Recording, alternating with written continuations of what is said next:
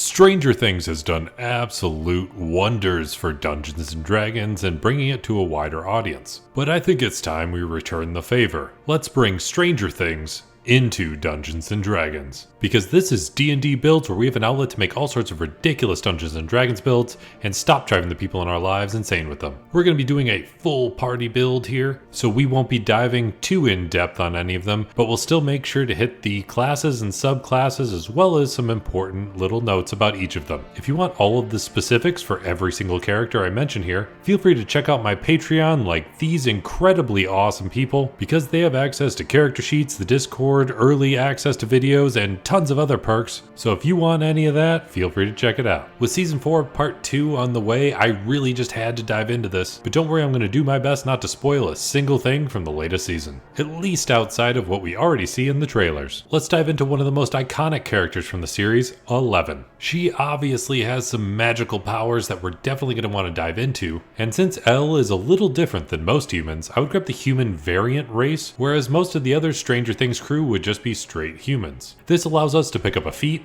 and grab one of Elle's most basic abilities, telekinesis. There's a feat in the newest edition of Dungeons & Dragons called telekinetic, and this is really going to help us pull that off. It will give you access to the mage hand cantrip so you can get all angsty and slam a bunch of doors, or you can use your bonus action to telekinetically shove a creature that you can see within 30 feet of you. Lastly, this feat allows you to get a boost to either your intelligence, wisdom, or charisma by 1 point. And we're going to grab charisma for that because as far as a class, we're actually going to go sorcerer. Sorcerer didn't actually exist in the old 80s versions of Dungeons & Dragons because it wasn't introduced until 3rd edition, which was in the year 2000. But the prime distinction between sorcerers and wizards is that sorcerers get that magical power from within them, and they use that charisma to have self-confidence and bring out those abilities. And the first thing you get to choose when you become a sorcerer is your sorceress origin, and I think the most fitting for Elle's abilities are Aberrant Mind. This was introduced in Tasha's Cauldron of Everything and really focuses on psychic abilities, as well as connections to more aberration type creatures.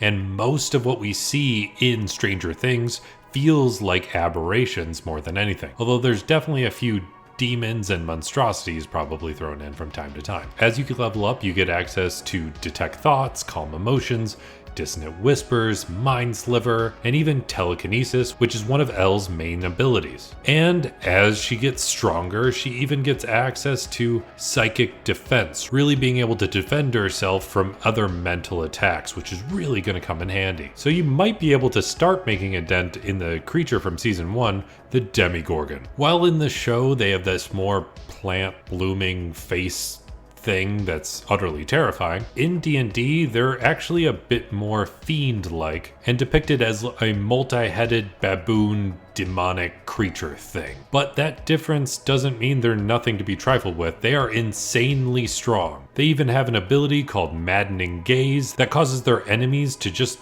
go insane. But I think as the show went on, it got actually more accurate with naming and showing what their enemies can really do. But don't worry, we'll get to that in a bit, because Elle definitely needs some backup, so we're gonna dive into Mike Wheeler. He's definitely Eleven's little crush on the show, and he has a special place in his heart for her. But he has some definite strengths when it comes to being able to really calm Eleven down, as well as really being a good leader to most of the group. Because of these leadership abilities and the ability to really calm down others and have that level of influence, I would actually make Mike a bard. And when you choose a bard, you get to choose a bard college. And considering how deep into Dungeons & Dragons that Mike gets, I think College of Lore really makes sense, because he really knows all of the lore of Dungeons & Dragons.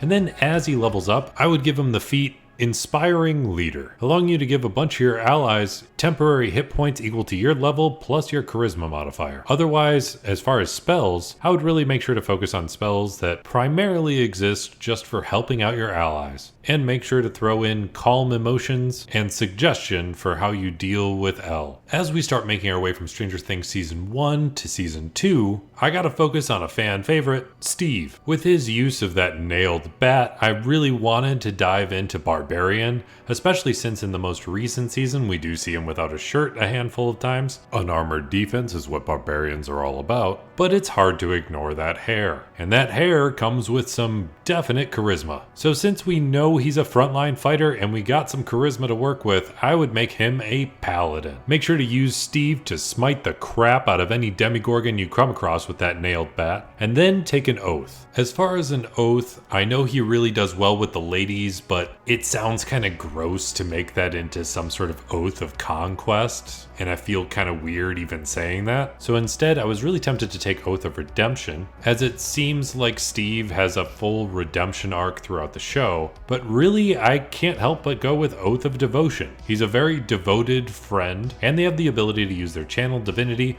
for sacred weapon. And considering how I really like that nailed bat thing, I really like this as a choice. In season 2 of Stranger Things, we get introduced to a whole new big bad guy, the Mind Flayer. But really, I think this is underselling it. The Mind Flayer in season 2 is originally referred to as the Shadow Monster, but if you take a look at Mind Flayers in D&D, they're really just small versions of a much bigger, great old one from the D&D universe. And considering the size of this shadow monster from season 2, I think we should go with that great old one, and I would say it's a little closer to Cthulhu. Bringing madness to the universe as Cthulhu does, it also brings a bit of madness to Will's life. So when we try and figure out how to build Will in Stranger Things, I would say he made a connection with this great old one that many wouldn't. So it's pretty straightforward, we're gonna make him a warlock. Warlocks in D&D usually make a deal with some sort of terrible cosmic entity, and in this situation, since we're leaning towards Cthulhu, that pact is going to be with a great old one.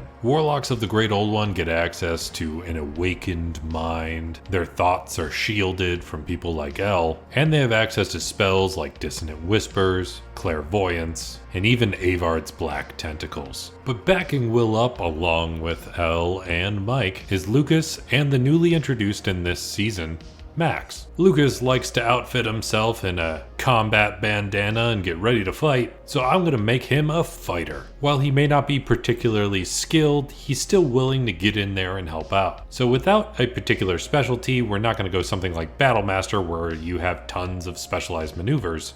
Instead, we're just going to go straight champion. Champions are one of the most straightforward kinds of fighters, and they have an increased chance to crit, which is always helpful, especially considering fighters, if they use their action surge, can do 8 attacks in a single turn. So that chance to crit is pretty darn high. Meanwhile, the new addition Max tends to be pretty pissed about her overall situation. And considering the overall angst and anger filling the character, I think we gotta make Max a barbarian. But I do want to round her out a little bit because she has some serious love for music, as it helps keep her calm and doesn't make her waste all of her rage uses instantly. So I would give her the entertainment background so that way she's a little more proficient with music. We're just going to keep it pretty basic with the most basic barbarian and keep her as a berserker. While berserkers aren't exactly the most optimized of barbarians, she is a later addition to Stranger Things, so there's gotta be some downside to it. Moving on to season 3, that's where we really get a Mind Flayer, at least when it comes to the abilities. The actual visual representation is something closer to a gibbering mouther or something like that. But the abilities are pretty straightforward as they kind of take over the minds of their victims. And that's definitely what Mind Flayers are all about. They latch onto the heads of their victims and completely suck out their brains. I definitely don't like going up against them when I play D&D, but they sure are iconic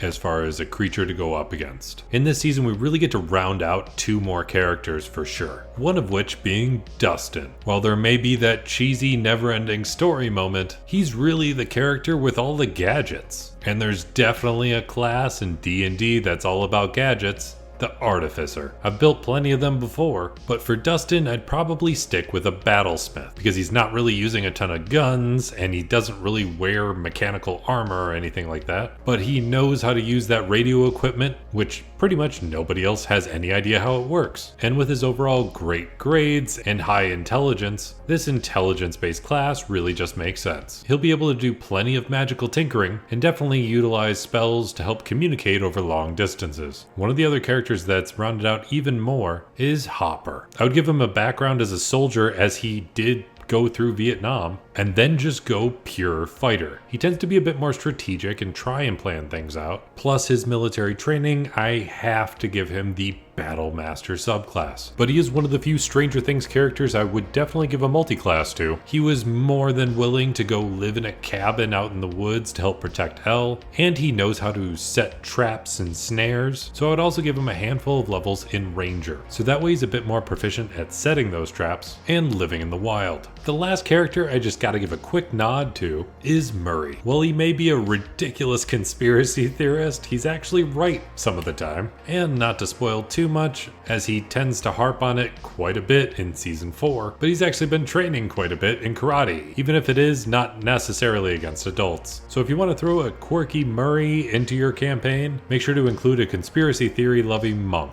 And considering he does have a love for a few specific types of alcohols, as it seems in the show, just make him a drunken master monk as far as a subclass. I know this is a very surface level build, but with Stranger Things Season 4 Part 2 coming out very soon, I really wanted to give some sort of nod and appreciation to the fact that they've brought D&D even more into the mainstream than it was before. And considering they're going up against Vecna in this newest season, which is holy shit, so damn strong and a scary ass enemy to go up against, because in D&D this is like the ultimate arch lich, a scary as hell spellcaster that raises the dead and uses the most horrifying spells while being super resistant to any spells cast against it. So I would make him the definite big bad of the entire campaign if you plan to use this entire build for a general Stranger Things themed campaign. If you want to deep dive into all these character builds, I'm going to throw them all up on my Patreon where these kick-ass people have access to them. But if you want other builds that are a bit more in depth, you can check out some of my other videos, or feel free to suggest them down in the comments because I try and read as many of those comments as possible. And so many of my videos are totally based off the comments. If you made it all the way to the end of this video, let me know by hitting that like button, and I'll be here hoping you roll at least 3 nat 20s in your next D&D session while you're venturing into the upside down and munching on some Eggos.